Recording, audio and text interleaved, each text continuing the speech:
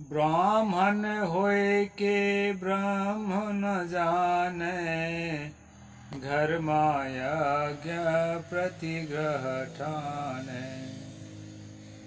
नमस्कार दोस्तों, मैं अविनाश दास रेशनल कबीर यूट्यूब चैनल में आप सबका हार्दिक स्वागत करता हूं। साथियों, अभी हम सब लोग मनुस्मृति का अध्ययन कर रहे हैं। अभी तीसरे अध्याय में हम लोग देख रहे हैं कि किस किस तरह के ब्राह्मण को ब्राह्मण कर्म के लिए अयोग्य ठहराया गया है।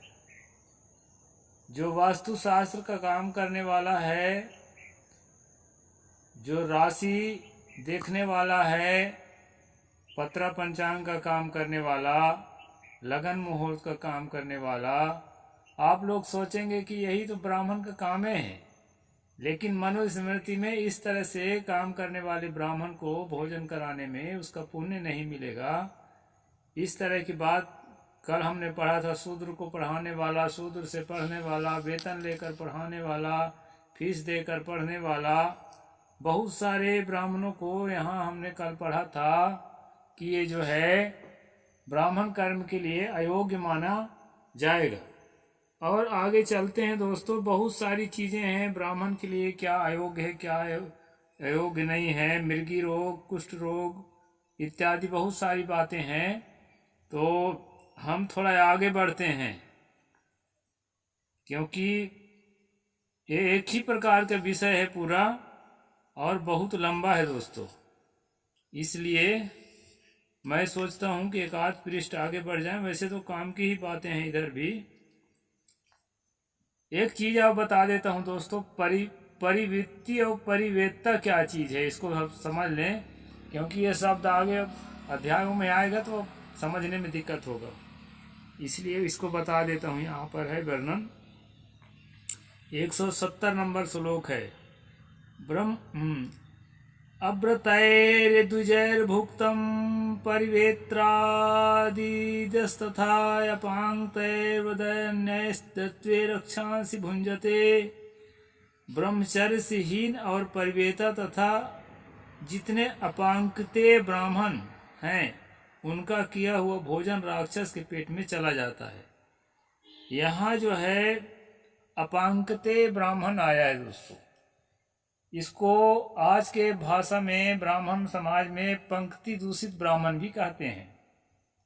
पंक्ति पावन और पंक्ति दूषित। अभी आप लोग सुन रहे हैं कि आरएसएस में जो चीफ होता है, ज्यादातर चित पावन ब्राह्मण होता है। तो ये चित पावन ब्राह्मण लोग पंक्ति ब्राह्मण के नाम है दोस्तों। और ये पंक्ति दूषित कैसे पैदा होता है उसके बारे में यहाँ बताया है।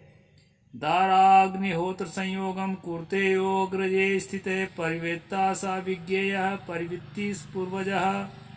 बड़े भाई के रहते यदि छोटा भाई ब्याह कर ले और अग्निहोत्र की क्रिया करे तो वह परिवेता और उसका बड़ा भाई परिवृत्ति कहा जाता है।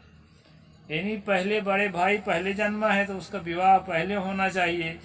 यदि छोटा भाई पहले विवाह कर लेता है तो उसको जो है परिवेता और बड़ा भाई को परिवृत्ति कहते हैं।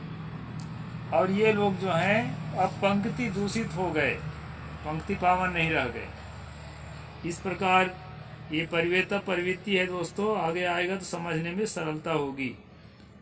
भ्रातृमृतस्य भार्याणां योनुर्जेत कामतः धर्मेणानपि नियुक्तायां च गेयो दिशि सुपतिः। ये है 173 नंबर। बड़े भाई के मरने पर उसकी स्त्री से धर्म पूर्वक नियोग करने पर यदि कामवश वह स्त्री में अनुरक्त हो तो उसे दिधिसुपति कहते हैं। ये दिधिसुपति यहाँ शब्द आया है, इसको ध्यान में रखना। दिधिसुपति का मतलब है,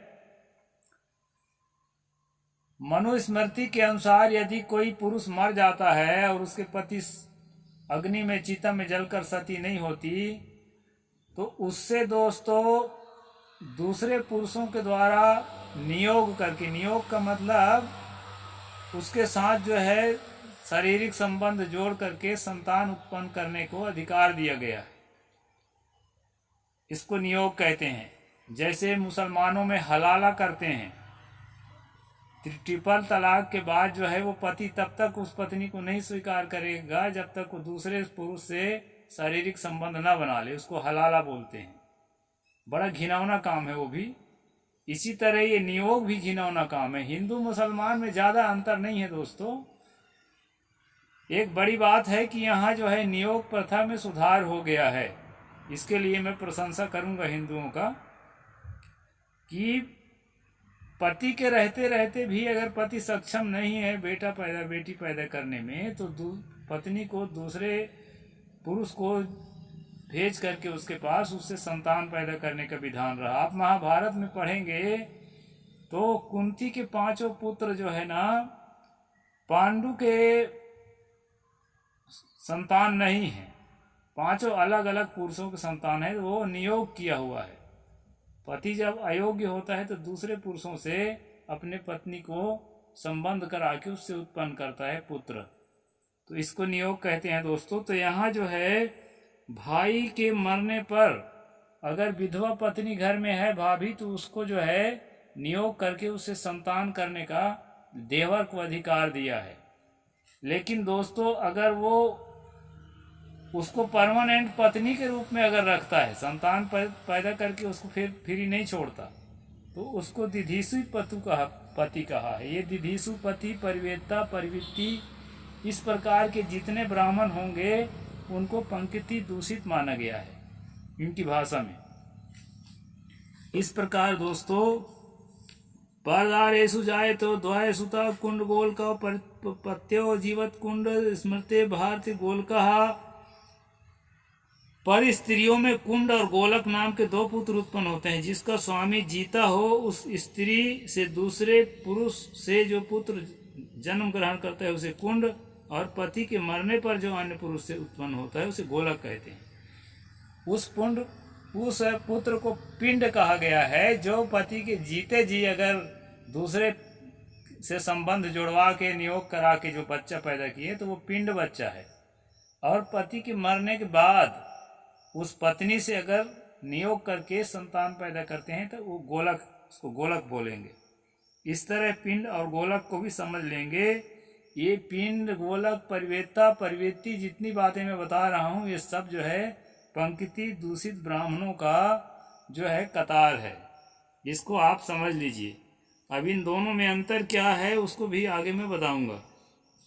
अपांक्ते यावत् पंक्त्यान् भुञ्जनान्नुपश्यति तावतां न फलं तत्र दासा प्राप्नोति बालिशः। पांक्ते ब्राह्मणों को श्राद्ध में भोजन करते समय जितने अपांक्ते ब्राह्मणों की दृष्टि पड़ती है, श्राद्धकर्ता को उतने ब्राह्मणों के भोजन कराने का फल नहीं मिलता। अब इसमें जो है जो पांक्ते ब्राह्मण है मतलब शुद्ध ब्राह्मण है, जिसमें परिवेता परिवृत्ति नहीं है, कुंड गोलक नहीं है, पिंड गोलक नहीं है, इस प्रकार के जो संतान नहीं है, तो उनको तो श्राद्ध कराने का, ब्राह्मण भोज में शामिल होने का अधिकार नहीं है, वैधानिक अधिकार। क्योंकि यह दोस्त एक संविधान है, इसलिए इसमें बहुत सारी बातें आएगी आपको। उसको इस तरह का अधिकार नहीं है।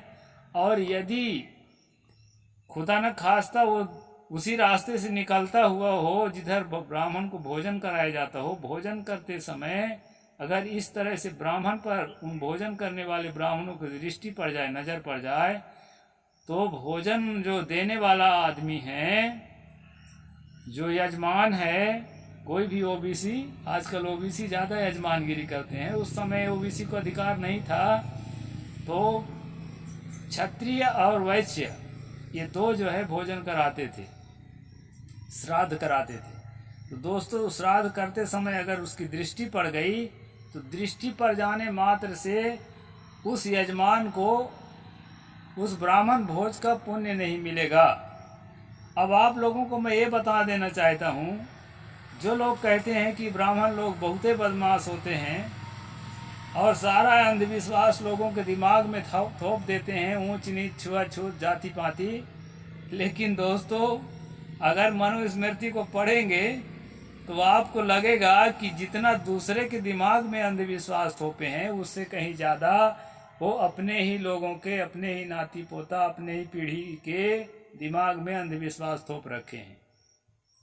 यानी अपने लोगों में भी ऊंच नीच छुआछूत का जो है भेद भयंकर है ब्राह्मण में ब्राह्मण के बीच। इस अध्याय में आपको ये पढ़ने को मिलेगा।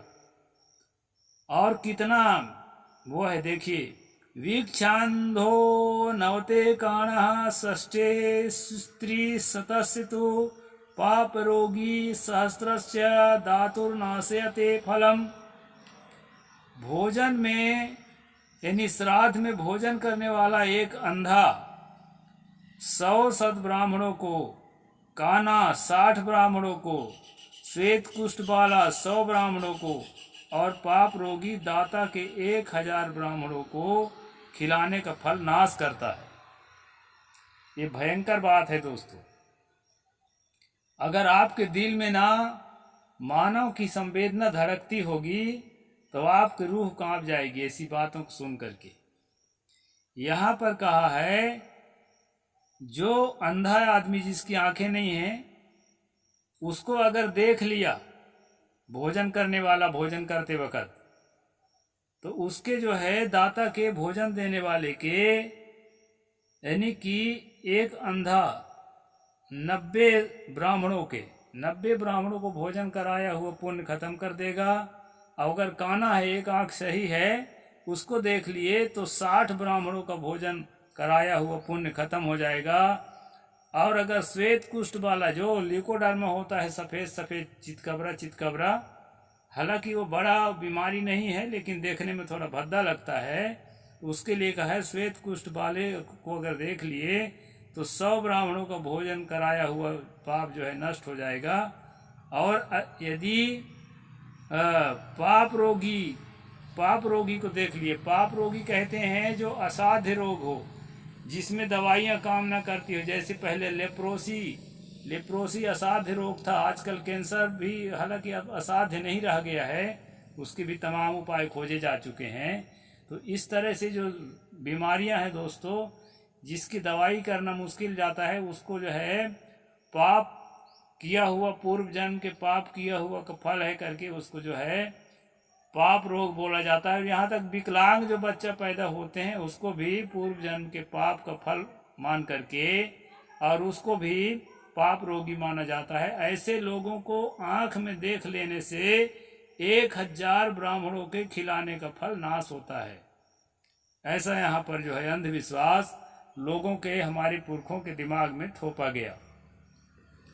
अब दोस्तों मैं ये कहना चाहता हूँ, ये केवल संविधान है ऐसा नहीं है, ये धर्मशास्त्र भी है, इसकी गणना धर्मशास्त्र में भी है।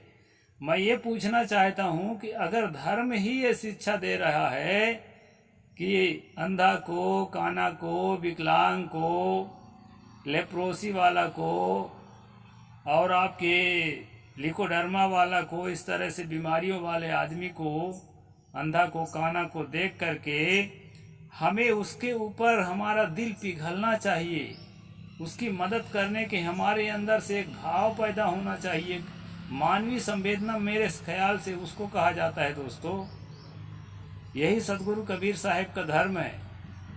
और अगर उसको देख करके हमें, हमारे दिमाग में ये भर दिया गया है कि इसको देखने से इतने ब्राह्मणों के भोजन कराया हुआ पुण्य तुम्हारा चला जाएगा, तो दोस्तों उनको जब भी देखेंगे तो दया के बजाय हमारे अंदर जो है उसके प्रति घृणा पैदा होगी कि कहाँ से चला आया, इसका तो मुंह देखना पाप है। जैसे कहते हैं ना, तेली का मुंह देखना पाप है, तो ये भी आएगा अभी इसमें आने वाले अध्याय में। तो उसको देखने के बाद हमारे हृदय में घृणा पैदा होती है, और जिस धर्म में घृणा पैदा करने का साधन बनाया गया वो भी उसके लिए घृणा, जिसकी हमें मदद करना चाहिए। तो दोस्तों आप पक्का मान लीजिए कि वह धर्म कितना संसार के लिए घातक होगा। और धर्म के साथ साथ ये धर्मशास्त्र ही नहीं, ये संविधान भी है, पालन करना ही होगा। तो इस तरह से दोस्तों यहाँ पर हम लोग देख रहे हैं ये भयंकर जो है मानवीय संवेदना के खिलाफ है। यावतः संस्पृशेदंग ब्राह्मणक्षुन्द्रियाजकः तावतां च भवेद्धातुः फलं दानस्य पौर्तिकम्। शूद्रों का यज्ञ कराने वाला विप्र जितने ब्राह्मणों को अपने शरीर से स्पर्श करता है उतने ब्राह्मणों को भोजन कराने का पूरा फल श्राद्धकर्ता को नहीं मिलता। जो वैश्य या क्षत्रिय जो है श्राद्ध करा रहा है, ब्राह्मण भोज करा रहा है, अगर उस ब्राह्मण भोज में बैठे हुए भोजन करने वाले ब्राह्मण शूद्रों के यहाँ, ओबीसियों के यहाँ भोजन करने वाले ब्राह्मण को छू लिए, केवल छू लिए, तो उस दान दाता के, अब गलती तो कर रहा है ब्राह्मण, उसको छू रहा है, लेकिन पुण्य किसका नष्ट होगा? उस दान दाता के सारा पुण्य नष्ट हो जाएगा जो उन ब्राह्मणों को भोजन करा रहा है, ठीक ठाक ब्राह्मणों को। मतलब जो ठीक ठाक इनके हिसाब से नहीं है, उस ब्राह्मण को अगर छू लिए, यानी जो ओबीसियों के यहाँ, तेली कलारों के यहाँ, कुर्मियों के यहाँ यज्ञ करता है और उसके यहाँ का जो है दान लेता है, उसके यहाँ अगर यज्ञ उस ब्राह्मण को, जो ओबीसियों के यहाँ कराने वाले जो ब्राह्मण है, उस ब्राह्मण को अपर कास्ट के यहाँ कराने वाला ब्राह्मण अगर छू लिया तो अपर कास्ट का पूरा जो है पुण्य नष्ट हो जाएगा। ऐसा यहाँ बताया है दोस्तों। तो यहाँ मैंने आपको बताया कि जो है ब्राह्मण के अंदर भी अनेक कोटि हैं और उसमें भी अनेक तरह की बात है। और जो है विधवा को पत्नी के रूप में स्वीकार करने में भी पाप है, लेकिन जो है उससे पुत्र उत्पन्न किया जा सकता है बिना पत्नी बनाए, अवैध संतान। अवैध क्या है? नियोग को वैध ही समझा जाता था। तो इस प्रकार से ये मनुस्मृति का स्ट्रीम है दोस्तों। मैं हर रोज आपको एक अध्याय बताता हूँ साथियों। मैं मनुस्मृति के अलावा भी 1-2 वीडियो बनाता हूँ इसी चैनल में, आप लोग उनको भी देखें। हालांकि चैनल में आएंगे तो अब सबको दिखाई पड़ेगा ही, लेकिन जो मैं जहाँ नहीं पहुँच पाता हूँ तो आप लोग चैनल में खोल करके उन वीडियोज़ को देखें। आज मैंने 2 वीडियो बनाया है। पन्ना के महारानी को जो मंदिर में घुसने से रोका गया और घसीटते हुए, पीटते हुए उन्हें बाहर निकाल दिया गया, अभी मध्य प्रदेश की घटना है, उस पर मैंने वीडियो बनाया है। उसको भी इस चैनल में जाकर देख लेना दोस्तों। और चैनल को सब्सक्राइब नहीं किए होंगे तो सब्सक्राइब करना, शेयर करना, लाइक करना और आगे बढ़ाने में मेरी मदद करना दोस्तों। साहिब बंदगी, जय जोहार।